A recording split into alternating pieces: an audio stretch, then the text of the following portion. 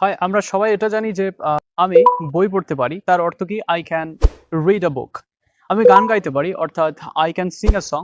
যদি আমি এটা বলি আমি অবশ্যই গান গাইবো, তাহলে এর ক্ষেত্রে আমরা কি বলতে পারি? আমরা সবাই এক্ষেত্রে এই স্ট্রাকচার ইউজ করতে পারি, subject plus must plus V on plus extension. অর্থাৎ আই মাস্ট রিড আ বুক, অর্থাৎ আমি অবশ্যই বই পড়বো। I must Singh a song, আমি অবশ্যই গান গাবো। এরকম ধরনের আরো ইংরেজি কিন্তু আজকে আমরা শিখবো। আমি অবশ্যই গান গাবো না, তাহলে নট কিভাবে ইউজ করবো আমরা এখানে? তাহলে আমরা ঠিক খুব সহজভাবেই মাস্ট এর পরে নট এবং ভি অন এর আগে নট, খুব সিম্পলি আমরা স্ট্রাকচারটি পাচ্ছি। I must not read a book, I must not sing a song. এইভাবে কিন্তু আমরা স্ট্রাকচার, অনেকগুলো স্ট্রাকচার করতে পারবো। আমি অবশ্যই স্নান করব না, I must not bathe in the pond. আমি অবশ্যই ভাত খাবো না, I must not eat rice. এইভাবে কিন্তু আমরা প্রত্যেকটি স্ট্রাকচার কমপ্লিট করতে পারি। তোমার যদি ভিডিওটি ভালো লাগে তাহলে কিন্তু অবশ্যই শেয়ার এবং সাবস্ক্রাইব করবে। ওকে।